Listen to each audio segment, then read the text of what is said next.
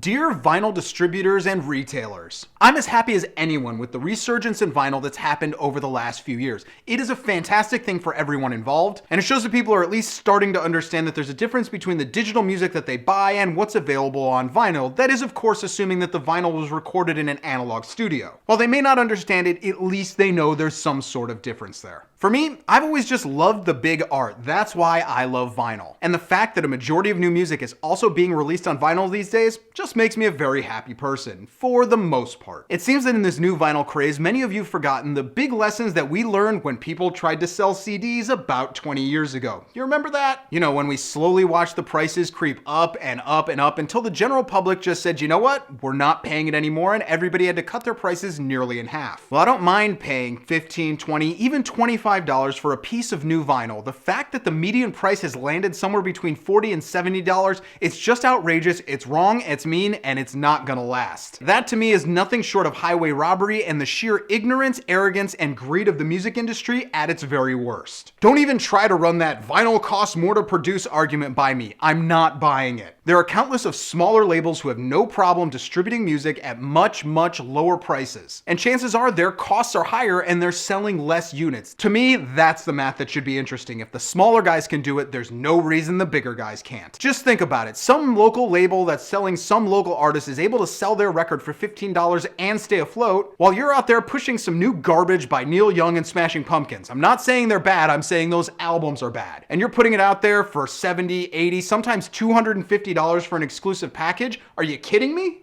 Oh wait, I get a new t-shirt with the $70 deal. You know, that $3 t-shirt is supposed to justify the double in price. Honestly, how dumb do you think the average vinyl buyer is? That's a serious question. See, that's where the big change really is. While everybody in the universe was buying CDs 20 years ago, not everybody is buying vinyl. That's actually a very specific audience you're dealing with. I'm not saying that vinyl buyers are smarter, but once you get past the people who are just doing it out of trend, vinyl buyers are a little bit better educated as to what they're buying. They know the difference between flashy marketing and just price gouging. They've been doing this since before the vinyl resurgence began. And hey, record stores, don't think that you're innocent in all of this either. I get that you have to pay to bring it in and that you have overhead costs. It's called having a business. But a 3, 4, and 5 time markup on the vinyl, seriously, that's why I don't come to your store anymore, and that's gonna put you out of business. Make no mistake, the vinyl bubble is going to burst fast, and in my opinion, it's gonna happen in the first half of this year. Record companies are slowly understanding how to master things and make the most money out of the digital age. And as more people start buying vinyl, the cool factor on it is gonna go away, and you're just gonna go back to your core vinyl collecting audience. And with that trend going, the longer you continue to gouge and push your prices, the longer it's gonna take us to wanna come back to your label or your store. Vinyl collectors don't forget quickly, and you need to remember that right now. So whether you're a big or small label or record store, it doesn't really matter. Remember that the vinyl resurgence is a fad. And just because you release or sell vinyl, it doesn't make you some sort of god. It makes you able to make a little bit more money this month than you did a year ago. If you're really a cool music place who are concerned about their longevity,